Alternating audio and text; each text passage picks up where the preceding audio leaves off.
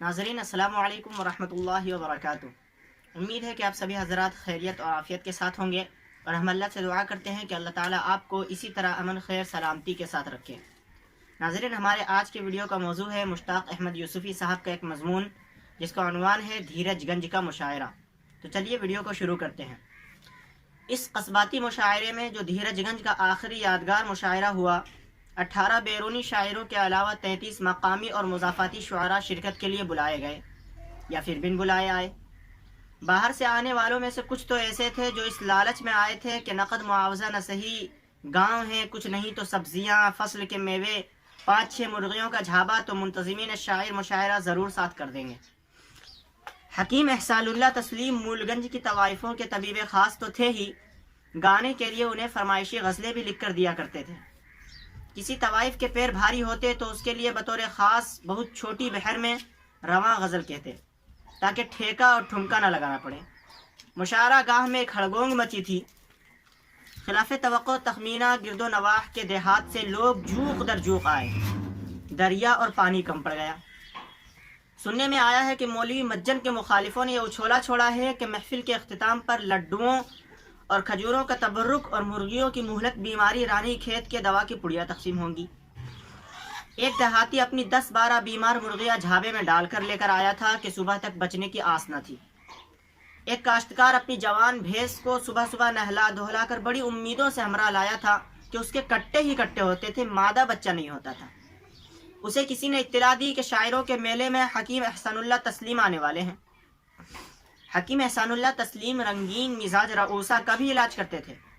फ़कत कारूरा देख कर रईस का नाम बता देते थे और रईस के नब्ज पर उंगली रखते ही निशानदही कर देते थे कि मरज़ के जरासीम किस कोठे के आवर्दा परवर्दा है। ये समझ में आने वाली बात है कि किसी तवाइफ के यहाँ लड़का पैदा हो जाए तो रोना पीटना मच जाता है। हकीम तस्लीम के पास ख़ानदानी बयास का ऐसा एक अमली मुजर्रब नुस्खा था कि शर्तिया लड़की पैदा होती थी। ये सुफूस उसरात के राजा या तमाशबीन खुसूसी को पान के साथ डालकर खिलाया जाता था।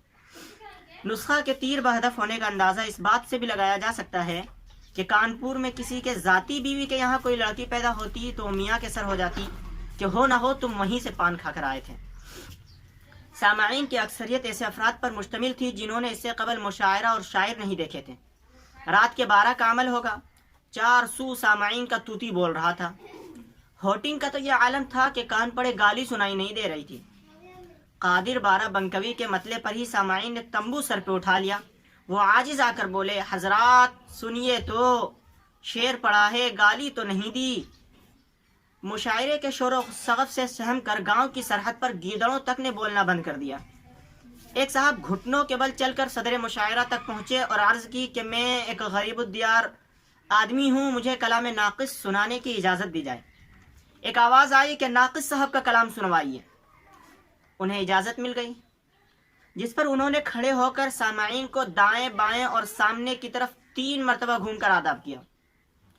उनके क्रीम रंग की टसर की अचकन इतनी लंबी थी कि यकीन से नहीं कहा जा सकता कि उन्होंने नीचे पाजामा पहना है या नहीं।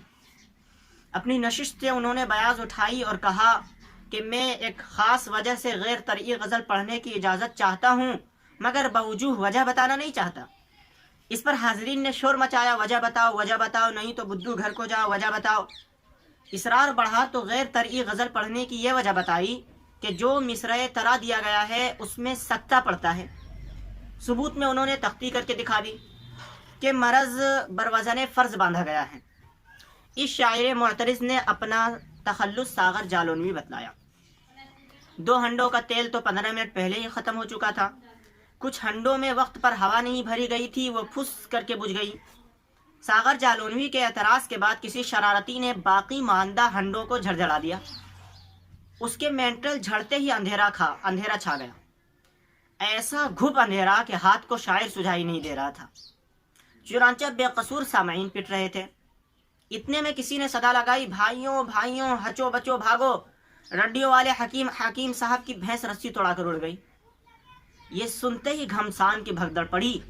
अंधेरी रात में काली भैंस तो किसी को दिखाई नहीं दी, लेकिन लाठियों से मुसल्लह मगर दहशत ज़दा देहाती सामाईन ने एक दूसरे को भैंस समझकर खूब धुनाई की।